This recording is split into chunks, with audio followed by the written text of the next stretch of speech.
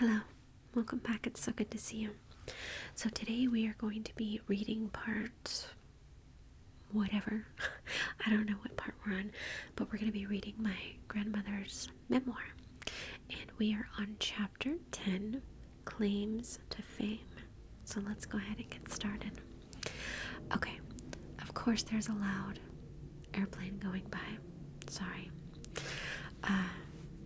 Alright, when I was in the 8th grade, I won the county spelling bee, thus giving me a chance to go to the state finals, which were held in Minneapolis, Minnesota. My mother, my English teacher, Mr. Sullivan, and I drove to Minneapolis. We had a picnic lunch on the way beside Elk River, where there were some picnic tables. I remember it so well. We stayed at the Radisson Hotel, fancy, where the competition was held. We had a banquet at the hotel, and I remember that we had shrimp cocktail to begin with, and I had to watch my mom to see how she would eat it. I had never had shrimp cocktail before. Then we had the competition, and I can't remember any word that stumped me, but I did not win. I felt pretty bad about that. Anyway, we had a grand time. They also gave us a corsage and a ribbon, which I still have. And we had our pictures in the paper. Now these are actually quite hard to see, but okay. While I was in the 8th grade, I wrote an article about America for my English class. I read it at the monthly meeting of the American Legion. Cecil, I'm not going to say his last name, Cecil had also written an article in the senior division, and I think she won an award for it. We thought we were pretty important. I was the salutatorian of my graduating class. I didn't tell my parents that I had won that honor, but my mother brought the newspaper to me, and there was my picture alongside valedictorian Evelyn. Mom asked me why I hadn't told her or my dad, and I said, well, my sister was the valedictorian a couple years ago, and I didn't think I had done anything spectacular. In high school, I belonged to the Quill and Scroll Club. I also worked on the Folian, which was our school paper, as a reporter. I guess that's what their school paper was named. And I was the co-editor of the class of 54 yearbook, The Falcon. I'm not going to show you this stuff because it's it has her name and like her grade, like the grades. It says that she made straight A's though, so super smarty pants. Okay, those were our claims to fame. That was it. That was chapter 10. Okay, chapter 11, recreation. Mom realized that children needed some form of recreation now and then. We always had a swing in our yard. We had what we called the big woods and the little woods.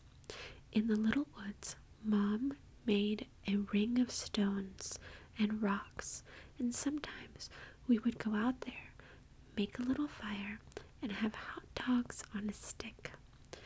We thought that was a lot of fun. We would go to the St. Francis River, which was close to our home, and we would fish with some homemade poles with strings for lines. We would use worms for bait. I don't think that we ever caught anything, but we enjoyed it so much. It was just the idea of something fun to do. There is a picture. It says the St. Francis River where we would go fishing.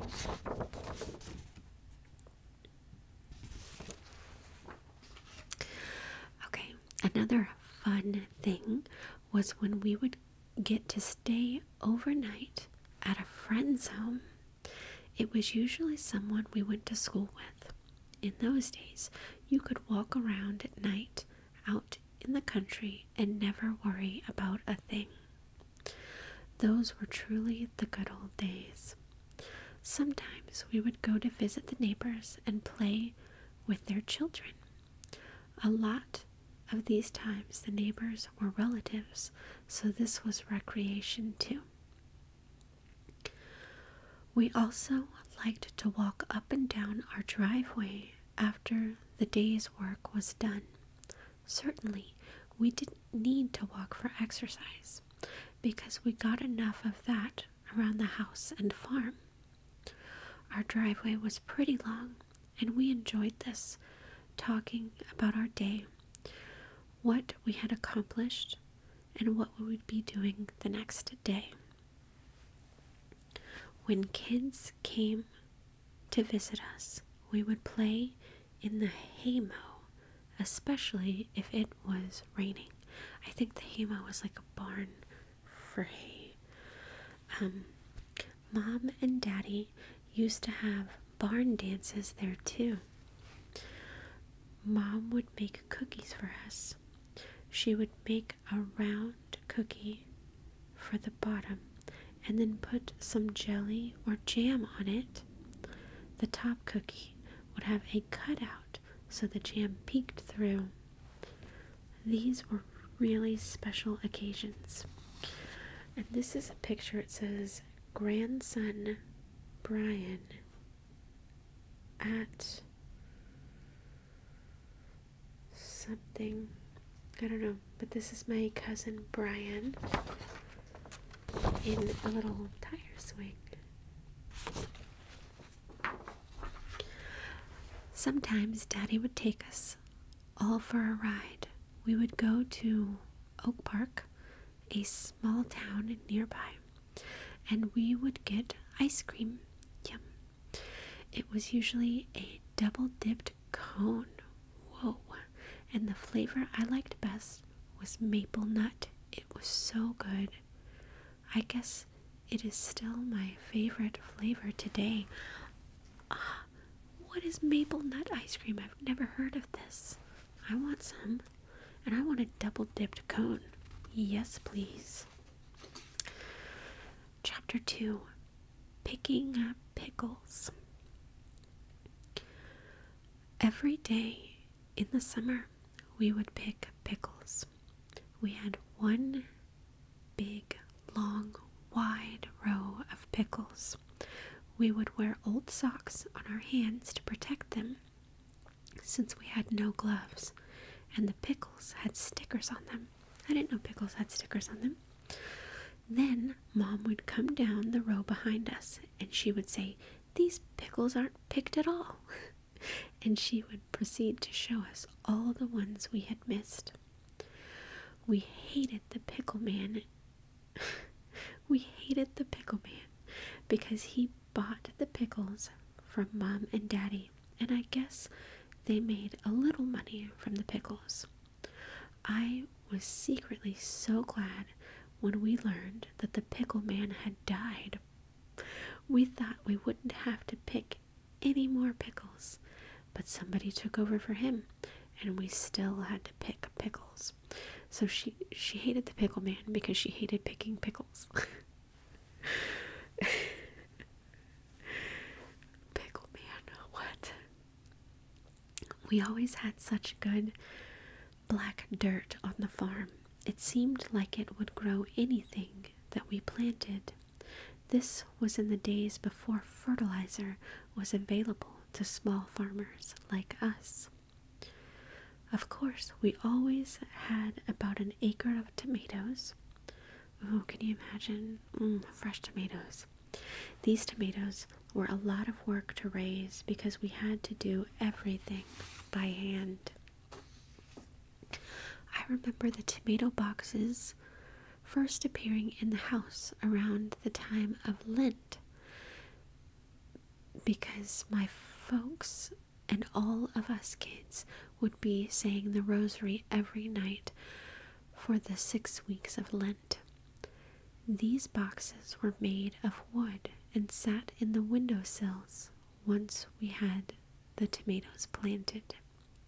I remember her doing that when I was a kid too. She always had a garden, always, my whole life.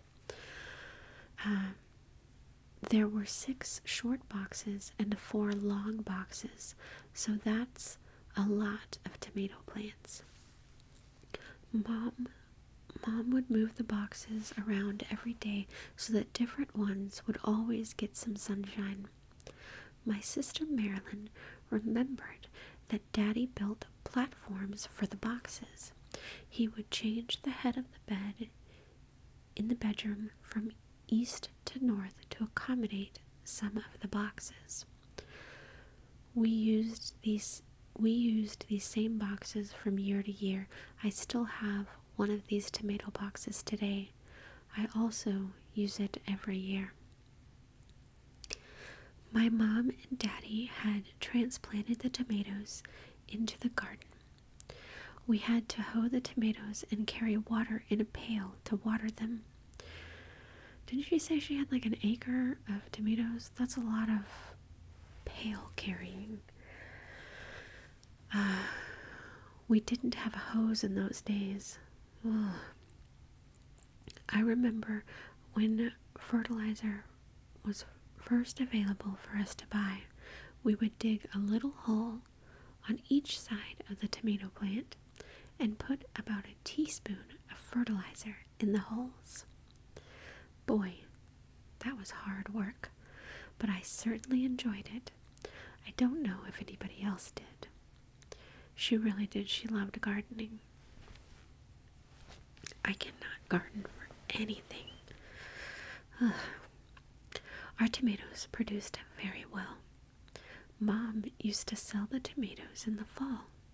She would sell them by the bushel basket, and what a bargain. She would wash them and make them look nice and round. Oh, nice and round them out on the top. You didn't have to worry about her tomatoes. I remember that she charged $7 for a bushel. I guess today they would charge in excess of $100 for the same amount. It would still be a great bargain. Is that a good bargain? I don't know. We had this blackboard sign on wooden legs that we would put out at the end of the driveway. It said, "Tomatoes for sale." It was a huge cause of embarrassment for us kids when it would rain and wash the words off the sign, and we would have to go to the end of the driveway and print the words using chalk all over again. I guess we thought that people going by on the big road would laugh at us. Why? Kids were so mean in those days, and they probably did laugh. Why? Why would you laugh at that? I don't understand that. Okay, chapter 13. Mom and Daddy got a calf for a wedding present. They sold the calf for $102. I wonder how much that would be today. Probably a lot. They bought 2 little pigs for $5 each, but the pigs escaped. No. At one time, we had a mule and a horse. Daddy would hitch up the mule and the horse together to cultivate and plow the fields. We had a cow at one time. Grandma gave my oldest sister Marilyn a duck once. What an odd gift. It was so cute and always liked to play and always liked to follow Daddy around. One day he accidentally stepped on it and the little duck died. What? That's sad. My mother told me that at one time we had a big goose that thought my daddy belonged to him. My mom was afraid of the goose, and the goose knew it. One day, when my dad was gone to work, my mom had to go out and get the clothes off the line. It was the middle of winter, but she always hung the clothes to freeze dry and then brought them into the house to completely dry. I guess the clothes dried faster that way. Anyway, Mom was trying to bring the clothes into the house, and the goose decided that he had to guard the house while Daddy was away and would not let Mom go into the house. Oh my gosh. It flapped its big wings at her and would have bitten her too if it had the chance. I don't know how she got back inside, but when she did, she stayed there. She came very close to having pneumonia from this incident. Thanks a lot, Goose. What? We always had chickens for as long as I can remember. We would have to chase them out of the neighbor's cornfield because they liked to scratch in there and eat the corn. What does that mean? They'd like to scratch in there. Oh, I guess up against like the leaves or something. Sometimes Mom would have a setting hen.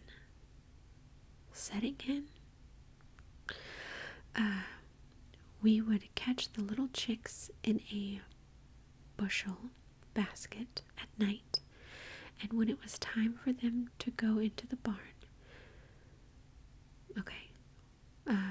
they were so cute. I just loved them.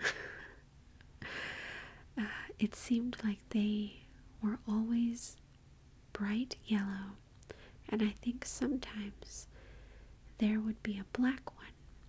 These were Plymouth Rock chickens.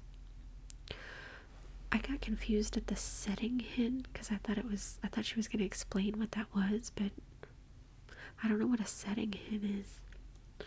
Anyway, we had numerous dogs and cats at different times, and probably some other animals that I have forgotten. I remember my mom would never let a dog or cat inside the house. How things have changed. Yeah. The last animal that I remember was our big white horse. He developed a huge growth on one side of his face. We had to take the horse and put him down. Not too long after that, my dad got a tractor.